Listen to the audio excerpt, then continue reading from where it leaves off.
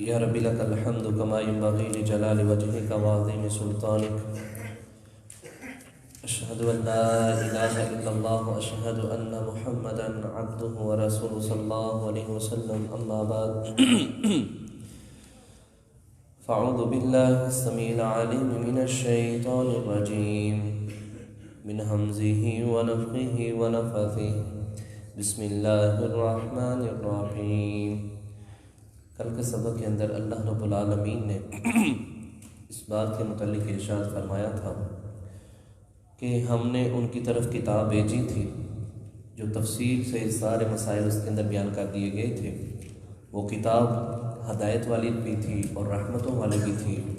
نہیں یہ انتظار کرتے مگر انجام کے دن کا، جب وہ دن آ جائے گا جو لوگ اس کو بلائے ہوئے تھے وہ اس دن اللہ سے کہیں گے اللہ تیرے رسول سچے تھے، اور اب کوئی ہے ہمارے لیے کوئی سفارش کرنے والا، یا ہمیں دنیا کے اندر دوبارہ لٹا دیا جائے اور ہم عمل کریں گے ان اعمال کے علاوہ جو ہم پہلے کیا کرتے تھے، اور ان سے وہ چیزیں گم ہو جائیں گی جن کو وہ جھوٹا دنیا کے اندر سنا کرتے تھے اور جھوٹ اللہ پر باندھا کرتے تھے اپنے سفارشیوں کے لحاظ سے یا اللہ کے شریکوں کے لحاظ سے۔ اللہ نے پھر اپنا قدرتوں کا معاملہ کہ میں کتنا بڑا خالق اور مالک ہوں، میں کتنا معاملات رکھتا ہوں، میرے جیسا دنیا کے اندر کوئی بھی نہیں ہے، اپنی قدرت کے مناظر بیان کرتے ہوئے اللہ کہتا ہے میں نہیں زمین و آسمان کو 6 دنوں کے اندر بنایا ہے، میں نہیں رات اور دن کو مسخر کیا ہے، سورج اور چاند ستارے یہ سارے میرے تابع ہیں، میں نے ہی ان کو پیدا کیا ہے، میرا ہی ان کے اوپر حکم لاگو ہوتا ہے، ببرکت ہے وہ ذات رب العالمین جو تمام جہانوں کا رب ہے۔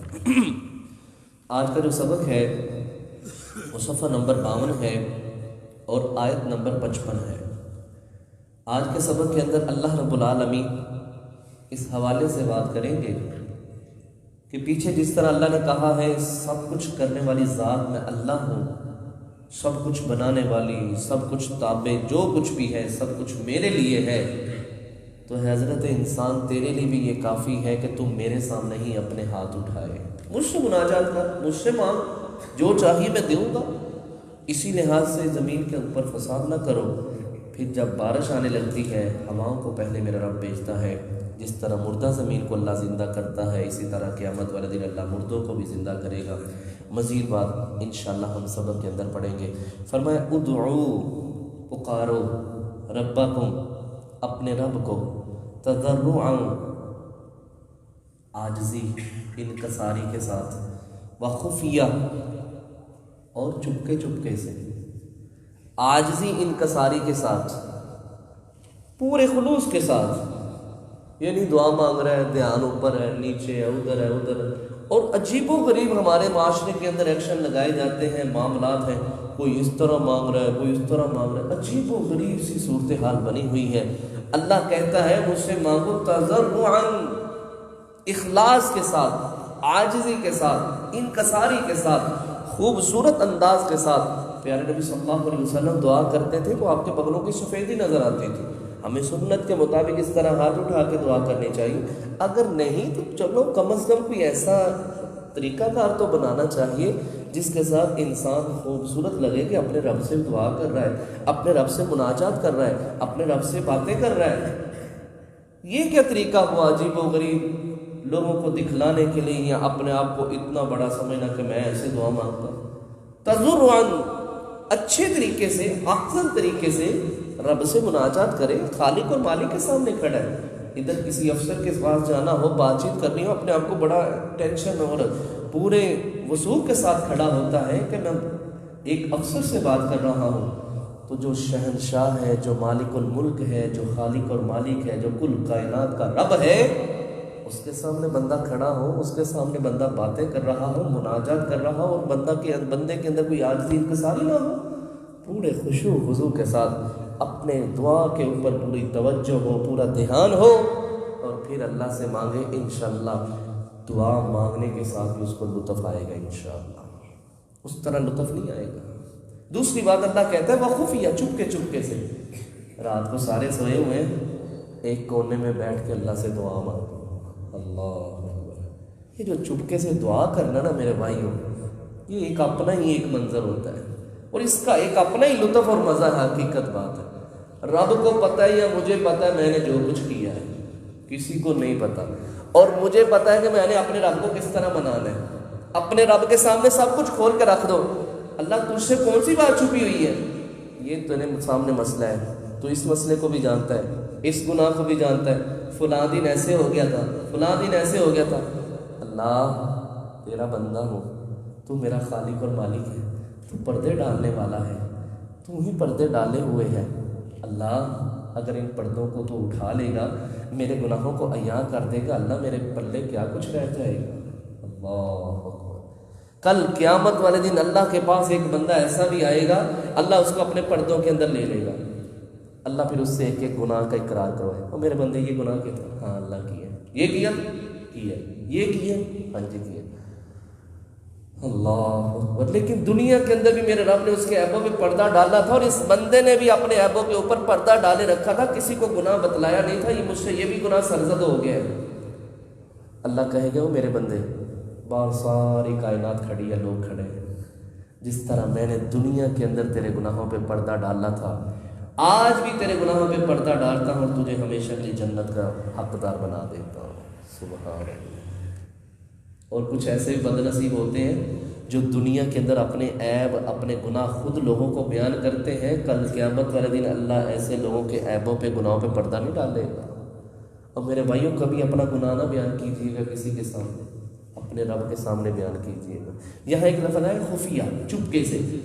حضرت ابو موسیٰ اشعری رضی اللہ تعالیٰ عنہ کہتے ہیں، ہم ایک غزوے کے اندر تھے، جب بھی ہم اونچائی پہ جاتے اللہ اکبر بلند آواز سے اللہ اکبر کہتے، جب نیچے اٹھتے سبحان اللہ بلند آواز سے کہتے، اور نبی اسلام نے فرمایا لوگوں اپنی جان پہ ظلم نہ کرو، تم کسی بہرے کو نہیں پکار رہے، اللہ رب العالمین تمہاری آوازوں کو سن رہا ہے۔ ہاں اگر تکبیر کہنی تو درمیانی آواز میں کو اپنے گلے کیوں خراب کر رہے ہو، کیوں اپنے آپ کو اذیت دے رہے ہو؟ آرام سے بولو، کوئی مسئلہ نہیں، اللہ تمہاری باتوں کو سن رہا ہے۔ آگے فرمایا انہو بے شک لا یحب، وہ نہیں پسند کرتا المعتدین، حد سے بڑھنے والوں کو، تجاوز کرنے والوں۔ دعا بھی مانگنی ہے نا تو میاں روی کے ساتھ مانگنی ہے۔ اب بندہ دعا کے اندر یہ دعا کرے، اللہ مجھے اتنی لمبی زندگی دے، مجھے موت ہی نہ آئے، اللہ میں اپنی آنکھوں سے قیامت کو دیکھنا چاہتا ہوں، اللہ جب میں جنت میں جاؤں تو مجھے نبیوں کے جو مقام ہے، اللہ وہ نبیوں کا مقام عطا فرما دے۔ دعا کے اندر مبالغہ رائے نہیں کرنی، حد سے نہیں بڑھنا۔ عبداللہ بن مغفل رضی اللہ تعالیٰ عنہ کہتے ہیں، میں پاس بیٹھا ہوا تھا، میرا بچہ دعا کر رہا ہے، کہتا ہے اللہ جنت میں نا اپنی دائیں جانب جو سفید رنگ کا محل ہے نا، اللہ اس سفید رنگ کے محل کا مجھے حقدار بنا دے۔ اور کہا اللہ کے بندے، او بیٹے یہ کیا بات کہہ رہے ہو؟ نبی اسلام نے فرمایا تھا میری امت کے اندر کچھ لوگ ایسے آئیں گے جو پانی کے اندر، طہارت حاصل کرنے کے اندر اور دعا کرنے کے اندر حد سے تجاوز کریں گے، اور تو سیدھی طرح اللہ سے مانگ، اللہ مجھے جنت الفردوس میں جگہ عطا فرما دے، آگے پھر اللہ جو کچھ عطا فرمائے گا وہ تو قبول کر لینا۔ اب یہ کیا میں فلاں چیز دینا چاہتا ہوں، فلاں چیز دینا چاہتا ہوں، سیدھی طرح مانگ، اللہ مجھے جہنم سے بچا لے اور مجھے جنت کا حقدار بنا دے۔ تو اس طرح اصولوں کے مطابق دعا کرنی ہے۔ آگے فرمایا وَلَا تُفْسِدُوا، اور نہ تم فساد کرو، فِي الْأَرْضِ، زمین میں، بعد اصلاحها، اس کے اصلاح ہو جانے کے بعد۔ معاشرے کے اندر کوئی ایسا مسئلہ نہیں ہے، صحیح نظام چل رہا ہے، گھر کا نظام چل رہا ہے، مسجد کا نظام اچھا چل رہا ہے، یا معاشرے کے اندر اچھا سکون ہے، کوئی وہاں معاملہ نہیں ہے، تم وہاں فساد نہ پھیلاؤ، اس معاشرے کو اسی طرح چلنے دو جس طرح اس کی اصلاح ہوئی ہے، جس طرح وہ معاشرہ قائم ہے، جس طرح وہاں نظام چل رہا ہے، جس سے لوگ مطمئن ہیں، اس کے اندر کوئی ایسا معاملہ، ایسا رویہ نہ اپناؤ جس سے فساد برپا ہو جائے۔ وَادْعُوهُ، اس اللہ کو پکارو، خوفاً، خوف کرتے ہوئے، وَطَمَعًا، اور طمع کرتے ہوئے۔ میرے بھائیوں، ہم جو بھی عمل کرتے ہیں نا، نیک عمل، دو وجوہات کی بنا پہ کرتے ہیں۔ ایک خوف کھاتے ہوئے اللہ کا خوف کیا ہے؟ جہنم کے عذاب سے بچنے کے لیے۔ اور ایک طمع پیدا کرتے ہوئے اپنے دل کے اندر، طمع کیا ہے؟ اللہ جنت کا حقدار بنا دے۔ ان دو وجوہات کے اوپر ہم عمل کرتے ہیں، ایک اللہ کا خوف، اللہ کا ڈر، جہنم کا عذاب، قبر کا عذاب، حشر کی سختیاں، ایک اس وجہ سے، اور دوسرا جنت کے اندر، یہ قبر کے اندر جنت کی طرف سے کھڑکی کا کھلنا، حشر والے دن آسانیوں کا مہیا ہونا، اور پھر اس کے بعد سب سے بڑی نعمت اور سب سے بڑا معاملہ اللہ کی جنت کا مہمان اور اس کا حقدار بننا۔ ان دو وجوہات پر ہم جو بھی نیک عمل کرتے ہیں ان دو چیزوں کی وجہ سے کرتے ہیں، جہنم کا ہمیں خوف بھی ہے اور جنت کی ہمیں تما بھی ہے۔ فرمایا ان رحمت اللہ، بے شک اللہ کی رحمت، قریب ہے، من المحسنین، نیکی کرنے والوں کے لیے۔ انسان نیکی کرے اللہ کی رحمت برسے گی، نماز پڑھے اللہ کی رحمت کا مستحق ہے، قرآن پڑھے اللہ کی رحمت کا مستحق ہے۔ یہاں یہ بات بھی یاد رکھیے، کل قیامت والے دن سب انسان اللہ کی رحمت سے جنت میں داخل ہوں گے، یہاں تک کہ پیارے نبی صلی اللہ علیہ وسلم بھی اللہ کی رحمت کے ساتھ جنت میں داخل ہوں گے۔ لیکن میرے بھائیوں، ہمارے معاشرے کے اندر بعض لوگ یہ باتیں کرتے ہیں کہ اللہ کی رحمت کے ساتھ ہی جنت میں داخل ہونا ہے تو نیک عمل کرنے کی کیا ضرورت ہے۔ اس آیت سے یہ صاف نظر آ رہا ہے کہ اللہ کی رحمت کا مستحق وہی انسان بنے گا جو دنیا کے اندر نیکی کرتا ہوگا۔ جو نیکی نہیں کرتا ہوگا وہ اللہ کی رحمت کا مستحق کس طرح بنے گا؟ اور جو اللہ کی رحمت کا مستحق ہی نہ بنا وہ جنت میں کیسے جائے گا؟ وہ تو اللہ کے غضب کا حقدار بنے گا۔ اس لیے اگر ہم نے اللہ کی رحمت حاصل کرنی ہے تو جو اللہ نے حکم دیا ہے اس کو ماننا پڑے گا، اور جس سے منع کیا ہے اس سے باز آ جانا چاہیے، پھر ہم اللہ کی رحمت کے مستحق بنیں گے، ورنہ اللہ کی رحمت کے مستحق نہیں بنیں گے۔ فرمایا وَهُوَ الَّذِي، اللہ وہ ذات ہے، يُرْسِلُ الرِّيَاحَ، جو ہواؤں کو بھیجتا ہے، بشراً، خوشخبری سنانے کے لیے، بین یدی رحمتی، اپنی رحمت برسانے سے پہلے۔ اللہ اکبر، ابھی بارش نہیں آئی، ابھی ہلکے ہلکے بادل آ رہے ہیں، رب رحمان ٹھنڈی ہوائیں بھیج دیتا ہے، جاؤ میرے بندوں کو خوشخبری سناؤ۔ اللہ اکبر۔ دوسرے مقام پہ میرا رب کہتا ہے وَهُوَ الَّذِي يُنَزِّلُ الْغَيْثَ مِن بَعْدِ مَا قَنَطُوا وَيَنشُرُ رَحْمَتَهُ، اللہ فرماتے ہیں ہم اس وقت بارش نازل کرتے ہیں جب لوگ نا امید ہو چکے ہوتے ہیں، پتہ نہیں بارش کب آئے گی، اتنی گرمی پڑ رہی ہے، اللہ اپنی رحمت کی بارش نازل فرما دے، اللہ ہمارے حال پہ رحم فرما دے۔ اللہ فرماتے ہیں ہم بارش نازل کرنے سے پہلے ہواؤں کو بھیجتے ہیں، جاؤ میرے بندوں کو خوشخبری سناؤ۔ حتیٰ، یہاں تک کہ اذا، جب، اقلت، اٹھاتی ہے ہوا، سحاباً ثقالاً، بادلوں کو، بھاری بادلوں کو، بوجھل بادلوں کو، وزنی بادلوں کو، سقناہ، ہم ان کو ہانکتے ہیں، لبالد میت، ایسے شہر کی طرف جو مردہ ہو چکا ہوتا ہے، فانزلنا، پس ہم نازل کرتے ہیں، بہ الماء، اس بادل سے پانی، فاخرجنا، پس ہم نکالتے ہیں، بہ، اس کے ساتھ، من کل ثمرات، ہر طرح کے پھل، ہر طرح کے میوے۔ اللہ فرماتے ہیں پانی ایک طرح کا ہے لیکن پھل میرا رب مختلف پیدا کر دیتا ہے۔ سبحان اللہ، یہ اس کی شان نہیں، عظمت نہیں تو اور کیا ہے، اس کی قدرت نہیں تو اور کیا ہے۔